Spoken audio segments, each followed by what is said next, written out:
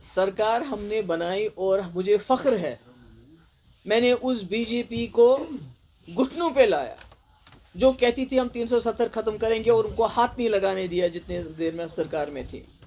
मुझे बताइए उमर साहब, एक एफआईआर वापस, आज की बात नहीं, जब ये चीफ मिनिस्टर थे इन्होंने एक एफआईआर वापस ली क्योंकि कांग्रेस के साथ इनकी सरकार थी, जुर्रत की एक एफआईआर वापस ले।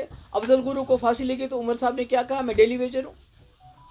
मेरे वक्त में एक बात बताइए कि जो बीजेपी की मर्जी से हुई हो, हमने अपना एजेंडा चलाया। अगर हम ताने देने लगे तो 47 किसने किया, इलाहाक का के ऊपर सवालिया निशान 53 में किसने डाला, यहाँ के लोगों को जहनी तौर पे किन्होंने बिल्कुल वो अनसर्टन माहौल ख़राब कर दिया। कभी हिंदुस्तान, कभी आज़ादी, अब फिर उमर साहब ने कहा पहले विजिट। तो अगर हम इल्ज़ाम देने के लिए आए तो 75 में किसने नॉर्मलाइज किया प्राइम मिनिस्टर को चीफ मिनिस्टर बनाना, सदर रियासत को गवर्नर बनाया, मैं नाम लूँ उनका। 87 में किसने दानियाँ करके यहाँ कब्रिस्तान बनाए, किसने किए दानियाँ, सलाहुद्दीन किसने बनाया। यासीन मलिक आज जेल में है तो किसकी वजह से है। 96 में जब यहाँ लाखों लोगों ने कुर्बानियाँ दी, उसी तनख्वाह पे काम करके इलेक्शन लड़ने के लिए कौन तैयार हुआ, नेशनल कॉन्फ्रेंस है। हम बजाय कोई मांगने के लिए भी पहले मुझे ये चीज़ें दे दीजिए उसके बाद मैं इलेक्शन लड़ूंगा। क्या फारूक साहब के पास उसको ताकत नहीं थी? वो तो रोज़ कहते हैं कि जी दिल्ली वालों ने मेरे पाँव पकड़े कि आप आ जाओ वापस जम्मू कश्मीर को संभालो। अगर वो इतने ताकतवर थे, अगर दिल्ली वाले इतने मजबूर थे, तो उस वक्त क्यों नहीं उन्होंने कहा कि मैं तब तक इलेक्शन नहीं लड़ूंगा जब तक आप ऑटोनॉमी का मेरा रेजोल्यूशन ये नहीं मानते हो। तो अगर हम मुंह खोलने पे आएंगे फिर तो बात बहुत आगे तक चलेगी। मुझे फ़ख्र है बीजेपी के साथ सरकार बनाने के बाद जो मैंने किया, जो हमने एजेंडा चलाया।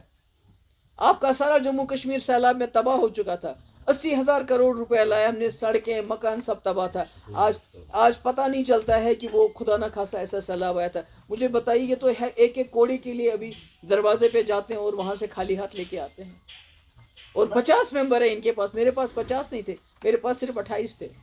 तो ये तो बातें आहिस्ता आहिस्ता लोगों को समझ आ जाएगी। मैम, आपको नहीं लगता ये सियासी इख्तिलाफात, ये झगड़े पास से पुष्ट रख के तमाम सियासी जमातों को, रीजनल पार्टीज को एकजुट होना चाहिए? स्टेट मैंने बोला ना, ये जो 3 बिल्स लाई हैं, मैम पूरा सवाल, क्योंकि नेशनल कॉन्फ्रेंस का भी कहना है जो यहाँ पे स्टेट को रेस्टोर नहीं हुआ है, यही चीज है, यही नहीं, मुझे बताओ ये जो रेगुलराइजेशन ऑफ डेली वेजेस, इसके लिए कौन सा स्टेट हो चाहिए आपको? बाकी चीजें तो नहीं, ये कर लेना पहले। शराब के ऊपर बैन लगाने के लिए कौन सा स्टेटहुड चाहिए आपको? प्रिजनर्स को वापस लाने के लिए कौन सा स्टेटहुड चाहिए? जमीन को रेगुलराइज करने के लिए कौन सा स्टेटहुड चाहिए? नौजवानों को 1 लाख नौकरियां आपने बोला, उसके लिए कौन सा स्टेटहुड चाहिए? बिजली में एमनेस्टी देने के लिए कौन सा स्टेटहुड चाहिए? ये जो रोज पकड़ दकड़, ये जो मखनदीन को या इसको किया, उसके लिए बात करने के लिए कौन सा स्टेटहुड चाहिए? ये तो स्टेटहुड का तो बहाना है, कोई काम नहीं कर रहे हैं। भाई आपके पास जो पावर है उसको इस्तेमाल करो। स्टेटहुड वो तभी देंगे जब वो देना चाहेंगे। आपके रोज रोज उनके दरवाजे पे जाने से कुछ नहीं होगा।